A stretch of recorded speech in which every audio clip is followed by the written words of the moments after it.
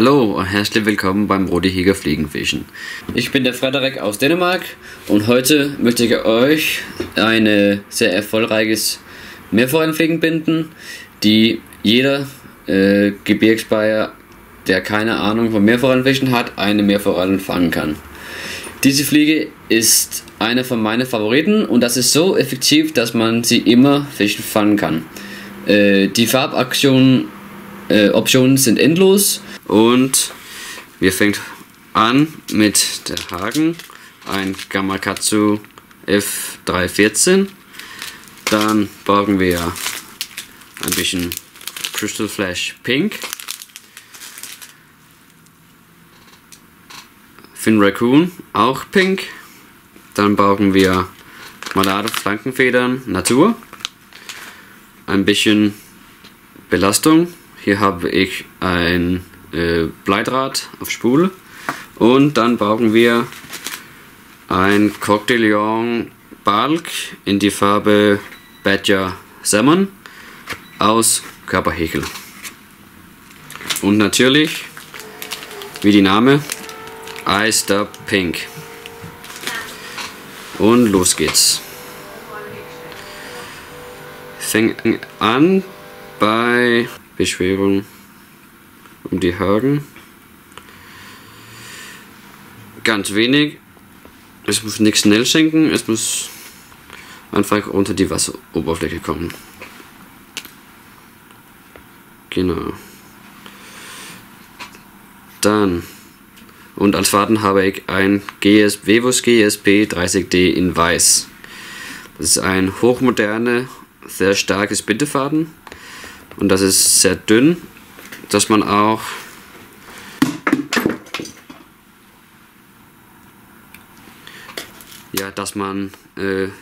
mehrere Wicklungen machen kann, ohne man das sieht. Und dann sichere ich kurz mein Blei hier mit dem Faden. Einfach einmal rüber und wieder nach vorne und dann wieder nach hinten. Die kleinen Dinge da können wir korrigieren. So. Dann nehme ich ein Mallard Flankenfedern und das sollte die Mundteile von die Shrimp imitieren. Da rufe ich kurz die unteren Teile ab, sammelt hier die Fibern. So. Lege das ab, dass es ungefähr 1 cm hinter steht und dann binde ich das ein. Wie so.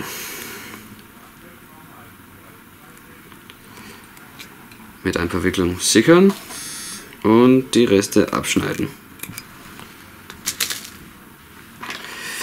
Und das wieder sichern. Weil wir so ein dünnes Faden haben, können wir viele Wicklungen brauchen ohne Probleme. Dann nehme ich kurz ein bisschen Fliegenlack, um die ganze Herrlichkeit hier zu sichern. Nicht so viel, ganz wenig. Lass das kurz trocken und dann die Reste mit die Finger wegnehmen. So. Als nächstes nehme ich ein bisschen Fin Raccoon. Ganz wenig. Und wir brauchen nur die Spitze, weil die Haare hier ein bisschen steifer sind. Die sollten dann die Antennen von die Shrimp imitieren. So, ich nehme nur die Spitze hier.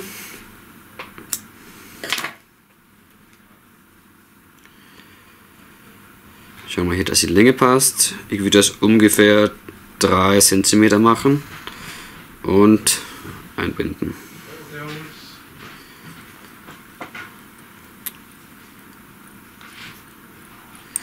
Genau.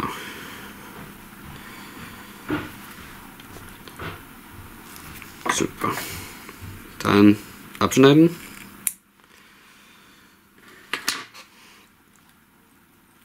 Und jetzt haben wir fast das erste Schritt gemacht. Dann nehme ich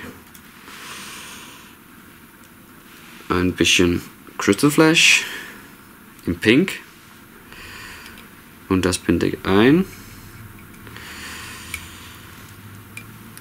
2 auf jeder Seite, wie so. Ich lege das doppelt, dadurch die Haltbarkeit viel erhöht werden, und wieder an die andere Seite. Genau, ich lege da an meinen Faden wie so und dann binde ich ein und dann wieder mache ich das doppelt. Genau. Und dann müssen wir die abschneiden. Wichtig hier ist, dass wir nicht die gleiche Länge machen. Das heißt, dass wir, ja, ich mache immer 2 kurze und dann 2 ein bisschen länger. Dann spielt die viel besser im Wasser, aber kein in der gleichen Länge. Das ist sehr wichtig. Genau. Und jetzt nehme ich ein bisschen Eistopping. Hier am Anfang ganz wenig. Es ist nur, dass wir so einen kleinen Humpel hier hinten machen kann, dass die Augen später schön von die Körper ausstehen. Dann binde ich das hier rein. Genau. Mehr brauchen wir nicht. Das ist super. Sichern. Und dann nehme ich meine Augen. Die Augen hier habe ich von Razer Fluorofarben gemacht. Es kommt ein Video später, wie man die Augen hier genau machen. Aber das ist eine super Methode, um, ja, Größe variieren, Farbe variieren. Einfach super, wenn man das selber machen will. Dann schneide ich das hier rüber, dass ich jetzt 2 Teile haben. Lege das hier rein und finde ungefähr die Länge, die ich haben will. Ich möchte es da haben. Dann binde ich das ein. Erstmal ganz los, ein bisschen nach vorne binden und dann auf den Weg zurück ein bisschen mehr ziehen, dass alles bleibt, wo es sollte. Genau. Dann die Reste hier abschneiden. Das ist immer eine gute Idee, eine extra Schere haben, dass die gute Schere nicht blunt bleibt.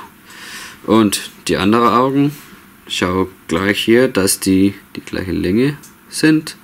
So ungefähr da. Halte ich das fest. Ein paar Lose hier am Anfang. Kann ich das hier ein bisschen korrigieren, dass die genau das gleiche Länge sind. Da, das ist super. Und dann binde ich das ein.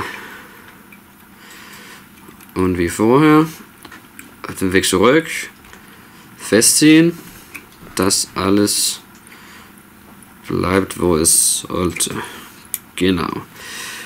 Und jetzt sitzt die Augen ganz nah. Das möchten wir nicht haben. Deswegen nehme ich wieder ein bisschen Eisstopp und mache das an die Faden hier mit meinen Fingern. Und dann lege ich das hier hinter die Augen. Wie so. 2-mal. Und dann ein bisschen mehr Dopping. Und dann auch 2-mal hinter die andere Seite hier. Genau. Kann man ein bisschen ausmachen, so. Und jetzt sitzt die Augen genau, wo ich will. Dann brauchen wir ein bisschen Rippung. Ich brauche hier ganz normales 0,16 Monofilament. Schneide ungefähr 20 cm ab und binde das ein.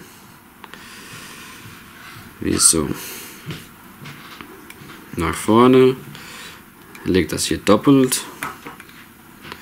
Das ist nicht aus dem Haken rutscht. Und die Reste hier abschneiden. Dann nehme ich mein Coq de Lion Badger Salmon Feder.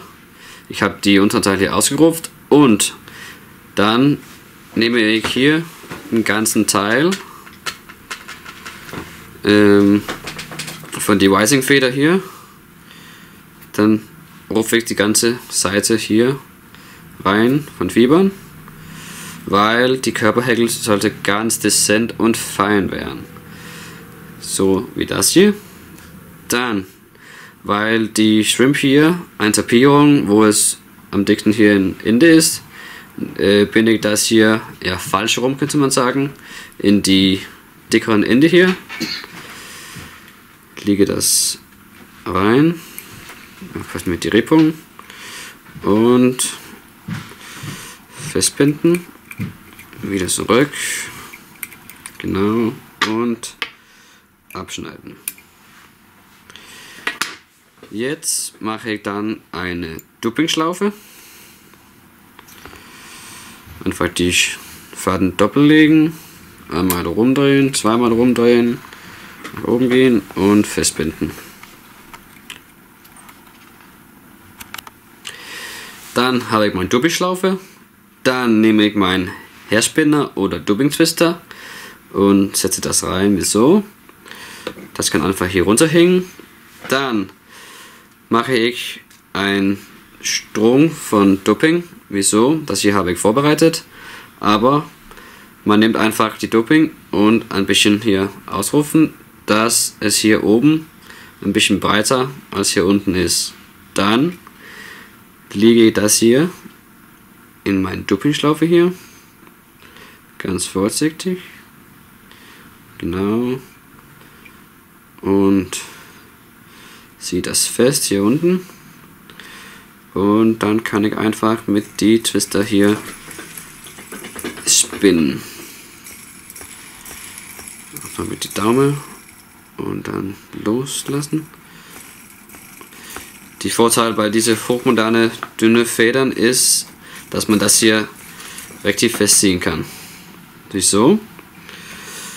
Dann nehme ich mein 3-in-1 Stopping Brush und rufe alle die Federn hier raus, dass die schön von die Strom hier ausstehen. Kann man auch die Bürste hier nehmen.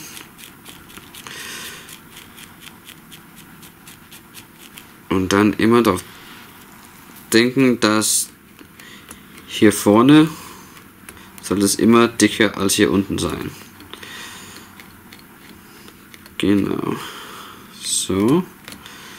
Ist schon da. Ein bisschen mehr hier oben. Genau. Und dann wickele ich einfach das hier rum die Hakenschankel und immer die Fibern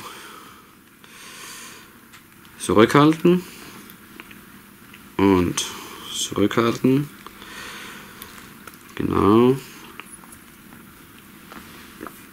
Dann kriegt man auch so ein schönes segmentiertes Körper wie ein richtig Shrimp, genau. Zurückhalten, zurückhalten,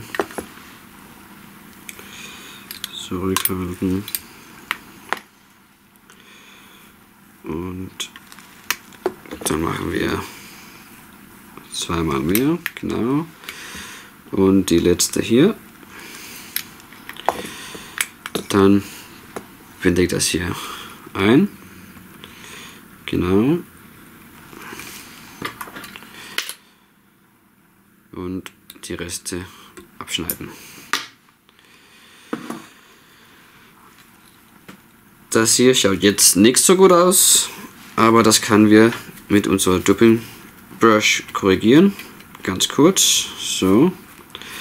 Und jetzt schaut es ein bisschen wild aus, aber jetzt kommt die Körperhäkel durch.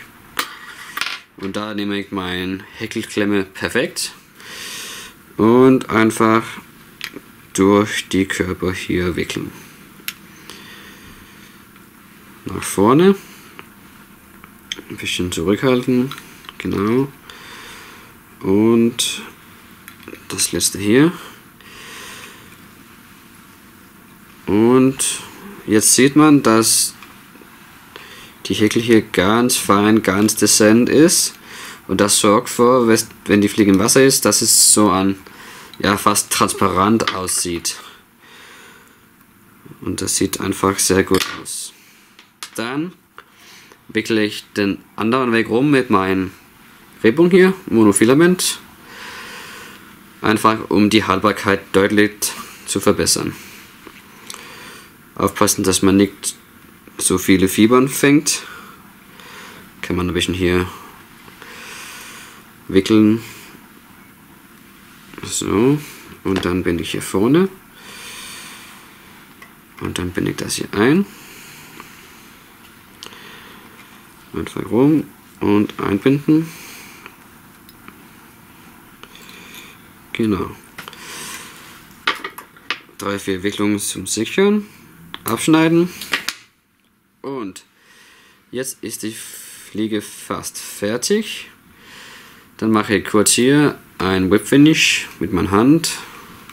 Oder man kann einen normalen Whip Finish brauchen. Hoppala. Festziehen. Dann mache ich noch ein. Genau. Festziehen. Und dann können wir wieder die Fliegenlack nehmen. Und dann mache ich nur ein bisschen hier an die Faden, dass mein Kopf lackiert wird. Und 3, 4, 5 Wicklungen. Und dann mache ich wieder ein Whip Finish, nur 2-mal. Und abschneiden. Dann nehme ich wieder meinen Drippy Brush, weil jetzt sieht es ein bisschen, ja, nicht so gut aus.